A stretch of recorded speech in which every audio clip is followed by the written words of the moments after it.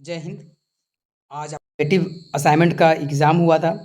तो हिंदी का क्लास 10 हिंदी का हम लोग जो है वो आंसर की देखने वाले हैं। आप लोग जो है क्वेश्चन का डायरेक्ट आंसर बताते जाएंगे, है ना। जो भी है उसको पढ़ते नहीं जाएंगे। आप लोग डायरेक्ट जो है जल्दी मिलाते मिलाते जाइए और कमेंट करके बताइए कि किनका कितना नंबर आया। तो फिर चलिए शुरू करते हैं। सबसे पहला प्रश्न का जो आंसर हो जाएगा आपका, डायरेक्ट आंसर में हम लोग जाएंगे। सबसे पहला प्रश्न का आंसर हो जाएगा परिश्रम, दृढ़ इच्छा शक्ति व लगन हो जाएगा, है ना। दूसरा है प्रत्येक समस्या अपने साथ लेकर आती है संघर्ष, इसका सही आंसर हो जाएगा।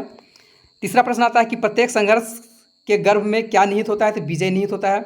चौथा प्रश्न आता है कि समस्त ग्रंथों और अनुभवों का निष्कर्ष है, तो संघर्ष से डरना या विमुख होना अति कर, है ना, ये हो जाएगा। आगे संघर्ष रूपी पथ पर चढ़ने के लिए क्या आवश्यक है, तो इनमें से सभी इसका सही आंसर हो जाएगा। छठा नंबर प्रश्न है कि ईश्वर के चरण चूमने के लिए कौन ललायित हो रहा है ना, तो हिमगिरी इसका सही आंसर हो जाएगा। किसका रोम रोम तेरा चीर ऋणी है ना, तो संपूर्ण सृष्टि हो जाएगा।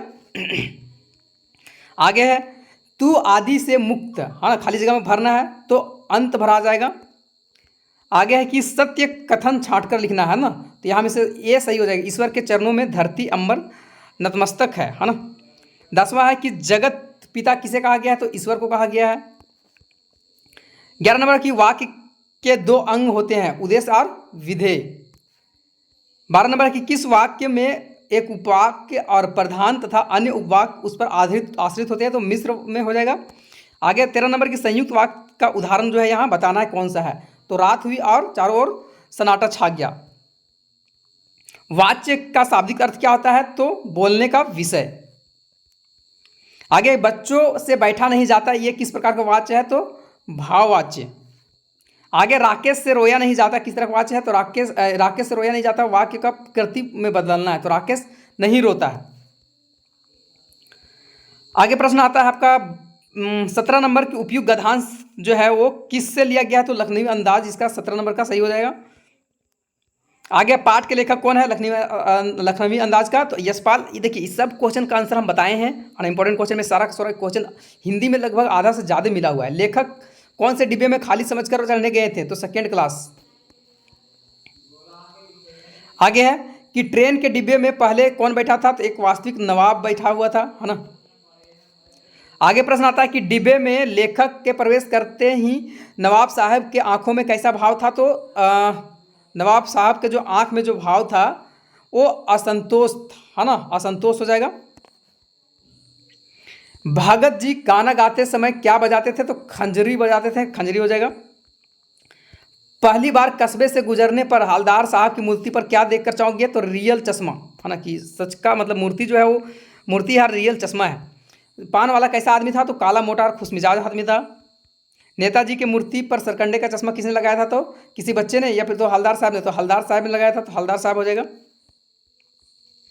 कहानी लेखन के लिए क्या आवश्यक है, तो कहानी लिखने के लिए हम लोग को विचार भी चाहिए, घटना भी चाहिए और पात्र भी चाहिए, तो इनमें से सभी हो जाएगा। आगे श्री राम ने किसका धनुष तोड़ा, तो शिव जी का धनुष तोड़ दिया था। परशुराम को क्या देखकर गुस्सा आता है, तो टूटे हुए शिव धनुष को देखकर गुस्सा आता है। आगे कि हे नाथ शिव धनुष तोड़ने वाला आपका ही कोई दास होगा, है ना, तुम्हारा ही कोई दास हो, तो ये किसने बोला था, तो राम ने परशुराम से कहा था। परशुराम ने सेवक किसे कहा है, तो जो सेवा करे उसे सेवक कहा है। सशस्त्र बाहु कौन था, तो देवता। आगे है कि सूरदास की काव्य भाषा क्या है, तो ब्रज भाषा है, तो ब्रज भाषा हो जाएगा। हमारे हरि की लकड़ी, पंक्ति में हरिल की लकड़ी किससे कहा गया है, तो कृष्ण को कहा गया है।